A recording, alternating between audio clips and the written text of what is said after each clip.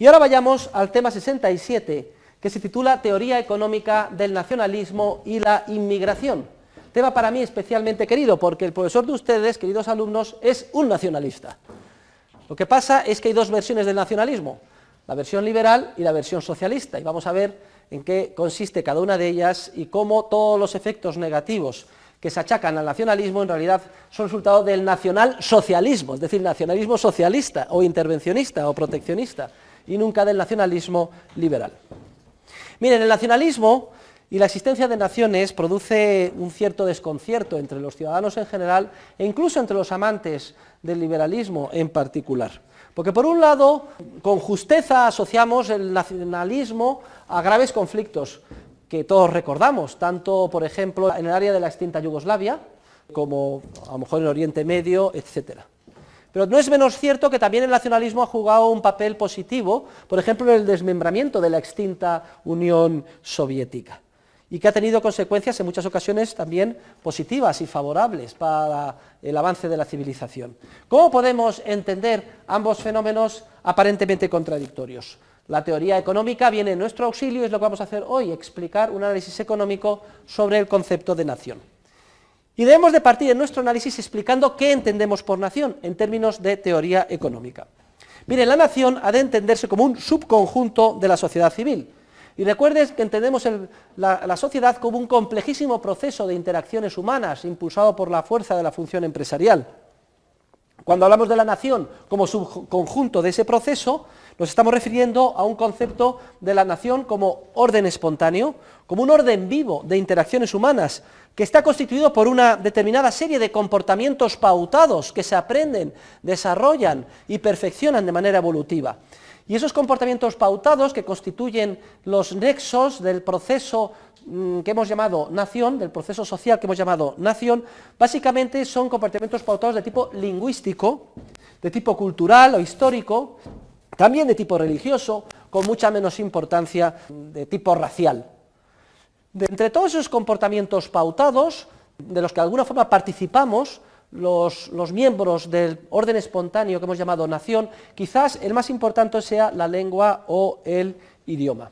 Entonces, aquí me gustaría traer a colación toda la teoría austríaca sobre el surgimiento y evolución de las instituciones, que se desarrolla a partir de Karl Menger y adquiere su máximo grado de depuración a partir de Hayek. Recuerden que las instituciones no son sino esquemas pautados de comportamiento, que los seres humanos, generación tras generación, aprendemos de manera tácita a seguir, porque sin darnos cuenta logramos mejor nuestros fines si adoptamos esos comportamientos pautados. Es decir, la sociedad es un orden espontáneo de tipo institucional, en el que los partícipes en ese proceso aprenden a desarrollar determinados comportamientos pautados de tipo lingüístico, moral, cultural, histórico, religioso, etc. La primera conclusión de este análisis, en el que, como vemos, concatenamos nuestra teoría sobre el surgimiento evolutivo de las instituciones y la sociedad con la nación entendida como un subconjunto del proceso de sociedad civil, la primera conclusión de la teoría es que las naciones son órdenes espontáneos en un sentido como si dijéramos vivos, es decir, que continuamente están surgiendo, creciendo, evolucionando, desarrollándose y eventualmente que también pueden llegar a estancarse e incluso a desaparecer, siendo englobadas esos subconjuntos, esas naciones por otras que a lo mejor son más avanzadas, más ricas, más amplias, más libres. Y si el concepto de nación está continuamente evolucionando, todos entenderemos que es incompatible el principio de fijar una frontera inamovible o fija con una nación, porque la nación continuamente está evolucionando, no tiene unos límites definidos, sino difusos, y hay, como si dijéramos, una competencia continua entre diferentes naciones, unas se engloban, preponderan, otras desaparecen, y no se puede fijar de una manera objetiva una frontera, hasta aquí llega una nación y a partir de aquí está la otra. Esto solo genera conflictos y violencias irresolubles y además va contra la concepción teórica que estamos explicando del orden espontáneo del mercado y de la nación. Ahora el siguiente paso que tenemos que hacer es estudiar cuáles son los principios esenciales del nacionalismo, es decir, de la concepción del proceso social basado en naciones, pero del nacionalismo liberal, es decir, de naciones que compiten en un entorno de libertad y sin que se utilice la violencia o la coacción, lo que hemos llamado las relaciones basadas en vínculos contractuales de una sociedad abierta frente a los que denominábamos vínculos hegemónicos. Pues bien, tomen nota, 3 son los principios en los que se basa la relación sana, pacífica y armoniosa entre las naciones entendidas como órdenes espontáneos. En primer lugar, el principio de autodeterminación. En segundo lugar, el principio de completa libertad de comercio entre las naciones. Y en tercer lugar, el principio de libertad de emigración e inmigración. Vamos a explicar con algo más de detalle cada uno de estos principios. ¿Qué significa el principio de autodeterminación? Significa que cada grupo nacional ha de tener en todo momento la posibilidad de decidir libremente en qué estado político quiere o no desea o no quiere encuadrarse. O dicho de otra manera, más precisa desde el punto de vista científico, que cada subconjunto de la sociedad civil ha de tener la libertad de decidir a qué grupo político quiere o no pertenecer. Y aquí caben, desde el punto de vista del concepto de nación, diversas posibilidades. Así, por ejemplo, es posible que una misma nación se encuentre, como consecuencia de la voluntad libremente expresada por sus miembros, como si dijéramos dispersa en diferentes estados políticos. Esto es lo que sucede, por ejemplo, en relación con la nación anglosajona, que quizás sea actualmente la más avanzada, viva, fructífera y dinámica en las coordenadas históricas actuales, y que se encuentra dispersa en estados como por ejemplo el Reino Unido, como por ejemplo Irlanda, Estados Unidos, otros países de la antigua Commonwealth, como Canadá, Australia o Nueva Zelanda. También cabe mencionar el caso de la nación alemana. La nación de lengua alemana, son unos 100 millones de habitantes, se encuentra dispersa al menos en 3 estados políticos en Europa. Sería Alemania, sin duda alguna, la República Federal de Alemania, Austria y parte de Suiza. Pero también cabe lo contrario, también cabe que diferentes nacionalidades, diferentes naciones, hayan optado por constituir entre ellas un mismo estado político. Pues sería, por ejemplo, el caso de Suiza, donde conviven pacíficamente una parte de la nación italiana, de la nación francesa, sería la Suisse romande, y también una parte de la nación alemana. Y de hecho, pues todos los suizos aprenden alemán, italiano y francés con independencia de que pertenezcan a la nación francesa, a la nación italiana o a la nación alemana. También se podría decir lo mismo, quizás salvando las distancias, en el caso español, donde dentro del mismo Estado convivirían, por ejemplo, la nación castellano-leonesa, una nación catalana, balear, valenciana y una nación vasca, incluso una cuarta nación, que sería la gallega o la gallega portuguesa. Esto lo explica con detalle Fernando Pessoa en su conocido ensayo sobre el nacionalismo liberal. Ahora, querría hacer 2 matizaciones sobre el principio de autodeterminación. Y en primer lugar, es que esta autodeterminación necesariamente no tiene por qué ser resultado de una decisión explícita de tipo político, aunque tampoco se descarta el hecho de que se efectúe un referéndum y se decida, como consecuencia del mismo, bien segregar un antiguo Estado en 2 o bien crear uno nuevo. Tenemos muchas ilustraciones políticas que explican que esto se puede llevar a cabo de manera satisfactoria y pacífica sin ningún problema. Un ejemplo que me viene a la memoria es la separación pacífica entre noruegos y suecos. Esto fue pues en la primera década, principios del siglo pasado, del siglo XX, entre la primera y la segunda década. Otro, más reciente, fue el referéndum que llevó a la separación de checos y eslovacos. Checoslovaquia era un mismo Estado y a través de un referéndum se separaron. Estaban en disconformidad respecto del ritmo al que iban a efectuar las medidas liberalizadoras después de la caída del muro de Berlín. Chequia iba más rápida que Eslovaquia y entonces hicieron un referéndum y hoy Chequia es un Estado, la República Checa, y Eslovaquia es otro. Praga la capital de uno, Bratislava la capital de otro. Esto es en respecto de los casos en los que se decidió libremente y como resultado de una decisión explícita materializar una voluntad de autodeterminación separándose. Hay otros casos en los cuales se ha intentado pero no se ha logrado porque luego al final, a la hora de seguir el principio mayoritario, pues no se ha conseguido la mayoría suficiente, como los sucesivos intentos de la Canadá francófona, con centro en Quebec, de separarse del resto de Canadá, por ejemplo. Ahora, también es posible que una nación o conjunto de naciones se autodeterminen respecto a qué estado o en qué estado quieren o no quieren estar de una manera consuetudinaria, es decir, sin que sea necesaria una decisión explícita a través de un referéndum, sino simplemente por el continuo devenir de la historia en el que manifiestan su deseo de vivir juntos. Lo importante, queridos alumnos, es que siempre los grupos minoritarios tenga la posibilidad de secesionarse, y no solo en base a criterios de nacionalidad, sino por cualquier otro criterio, porque es la única manera de evitar que sean explotados a través de un proceso en el que las mayorías coaccionen a las minorías y los grupos minoritarios no tengan la capacidad de excluirse de esa opresión o de esa explotación. Y el segundo principio esencial en el que se debe de fundamentar el nacionalismo liberal es el principio de libertad de comercio. Libertad de comercio significa que deben desaparecer las fronteras, deben desaparecer las medidas restriccionistas al comercio, deben desaparecer los aranceles y los bienes y servicios deben de fluir libremente. Y esta es una de las ideas esenciales, la unión aduanera que informó la fundación de la Comunidad Económica Europea, fue la fase previa de la Unión Europea. Y es importante la libertad de comercio, porque si una nación decide no seguir la libertad de comercio y levantar fronteras e impedir la llegada de bienes extranjeros, decide lo que se llama vivir en base a la autarquía. La autarquía económica es que el Estado pretende que toda la economía gire única y exclusivamente en base a los recursos naturales del país dentro de sus fronteras.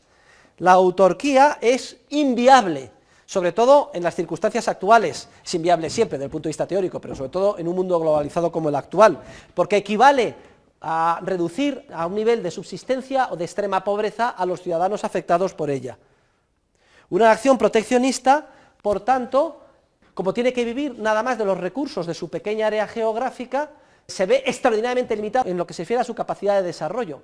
Y además se convierte en un peligro público para el resto de las naciones, porque la tentación a ampliar sus fronteras por vía militar para conseguir más recursos es obvia. Y de hecho el nacionalismo proteccionista es el que en última instancia alentó los gravísimos conflictos bélicos del siglo pasado.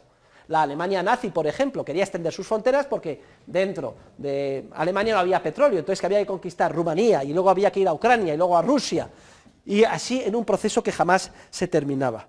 Toda nación proteccionista que no persiga los principios del libre comercio internacional se ve abocada continuamente a forzar la expansión de sus fronteras con la finalidad de ganar más recursos económicos, materiales y humanos. Lo mismo pasó con Japón, que se convirtió en una amenaza tremenda. Estaba cerrado en una isla, no tenía suficientes recursos, ¿y cuál era la lógica entonces? En vez del comercio libre, que es lo que hacen hoy, conquistar China para conseguir más ciudadanos, más personas a las que gravar con impuestos, más minas, más recursos naturales, más petróleo.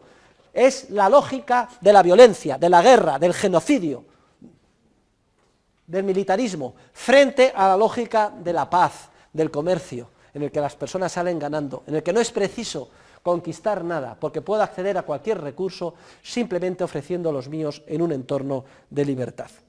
Recuerden, por tanto, que todos los conflictos bélicos siempre tienen su origen en el nacionalismo socialista, en el nacionalismo proteccionista, en el socialismo en última instancia.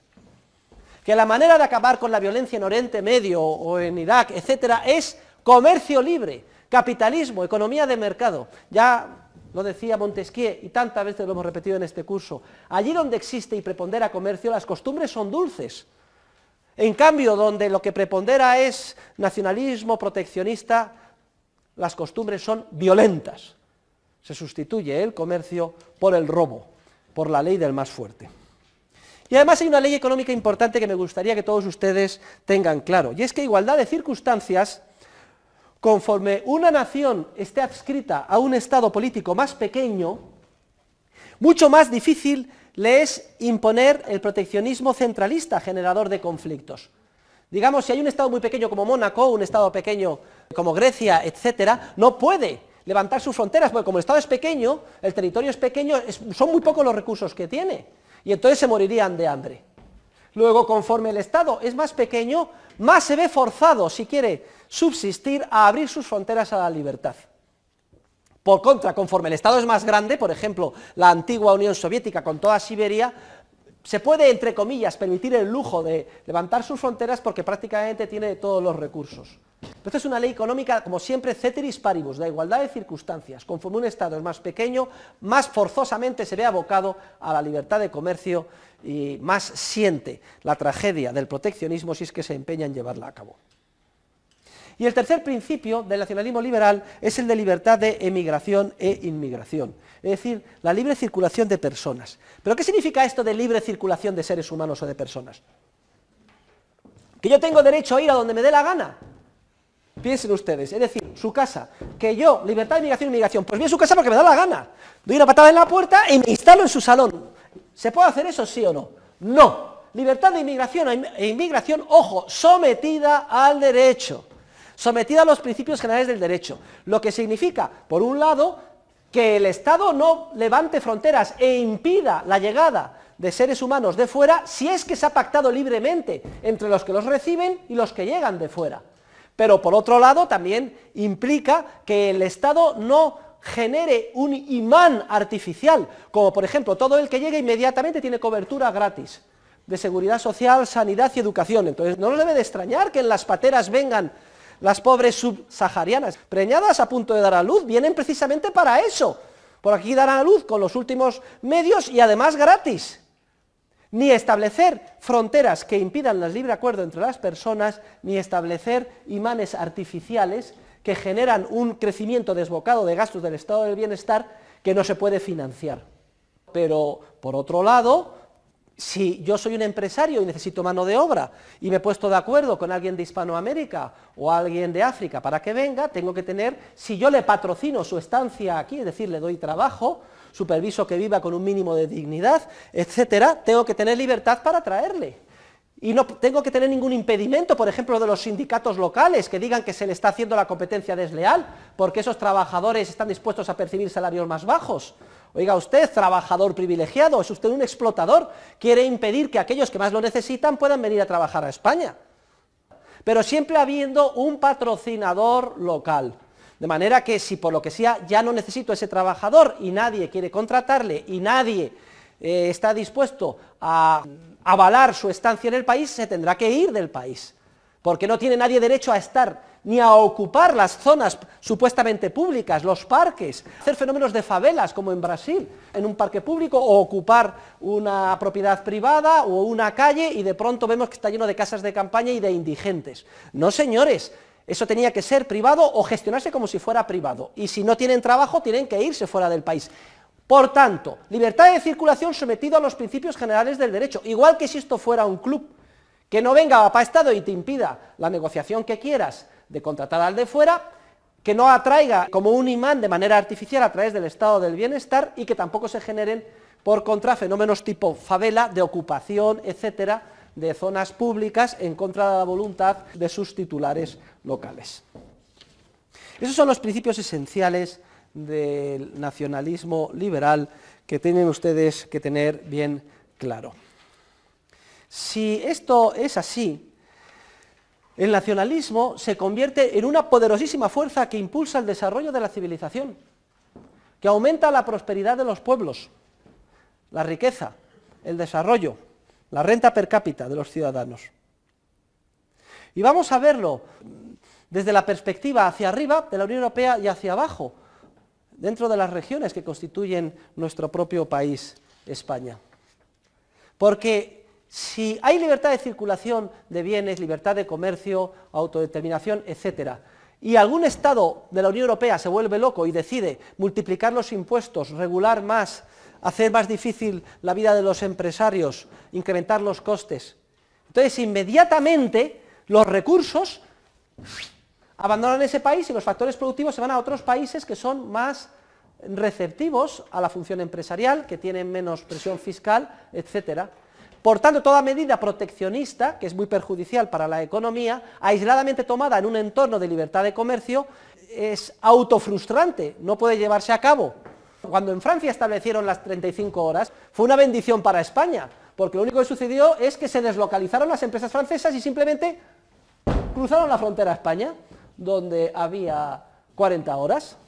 O como me sucedió a mí dando una conferencia en Salamanca, donde veía que había muchos empresarios españoles, todos ellos tenían su número de identificación fiscal portugués, porque en Portugal a la sazón no había impuesto de patrimonio, etcétera. Luego, entonces, no hay ninguna posibilidad de imponer las medidas proteccionistas que empobrecen a todos en un entorno de libertad. Y lo mismo pasa en relación con España. Si resulta que no existe impuesto de sucesiones en Navarra, y tampoco existe impuesto de sucesiones en el País Vasco, y sí que lo hay en el resto de las comunidades autónomas, pues se deslocalizan las inversiones, y como no quieren perder su fuente de riqueza las diferentes comunidades autónomas, una tras otra, se ve obligada a eliminar el impuesto de sucesiones. Y así se elimina el impuesto de sucesiones en Madrid y prácticamente todas las comunidades autónomas, o se reduce significativamente, a excepción de Cataluña. Y fíjense ustedes, la tan independentista Cataluña, desesperada de que el resto de las comunidades autónomas han eliminado el impuesto de sucesiones y de que los capitalistas y empresarios están invirtiendo fuera de Cataluña, solo se les ocurre, en vez de eliminar el impuesto de sucesiones, presionar en Madrid para que se restablezca el impuesto de sucesiones en toda España, es decir, dar más fuerza al poder centralista de Madrid. Y es que en última instancia, detrás de todas las medidas centralistas se encuentran los nacionalistas proteccionistas. Porque como no pueden limitarse a imponer la medida proteccionista en su propia circunscripción sin que tenga un coste tremendo, se empeñan en que se imponga café para todos, y por tanto dar más fuerza a Madrid y que se imponga a todas las comunidades autónomas en Madrid. La misma lógica del intervencionista europeo, que se da cuenta que si Alemania o Francia imponen una medida proteccionista o del Estado social, etcétera, que pierden capacidad competitiva, lo que quieren es que a través de Bruselas, café para todos, todos lleven a cabo esa regulación, es decir, más poder para Bruselas. El nacionalista proteccionista siempre, siempre, siempre, invariablemente termina dando más poder al órgano político central, al que tanto dice odiar. Y hay casos, por ejemplo, clarísimos, por ejemplo el de España, que la Comunidad Autónoma de Madrid elimina el impuesto de patrimonio, efectos prácticos, y otras comunidades autónomas, y al final pues el Estado decide eliminar el impuesto de patrimonio en toda España. Luego ven ustedes cómo, habiendo un entorno de libertad, la carrera es competir con las otras áreas para desmontar regulación, impuestos, etcétera, y atraer recursos, y como resultado de ello salimos todos favorecidos. Y además se bloquea cualquier proyecto aislado de incremento de los impuestos o de incremento del proteccionismo. ¿Cuál sería el papel del Estado en el nacionalismo liberal? La verdad es que el papel del Estado queda reducido a la mínima expresión, prácticamente un papel jurisdiccional.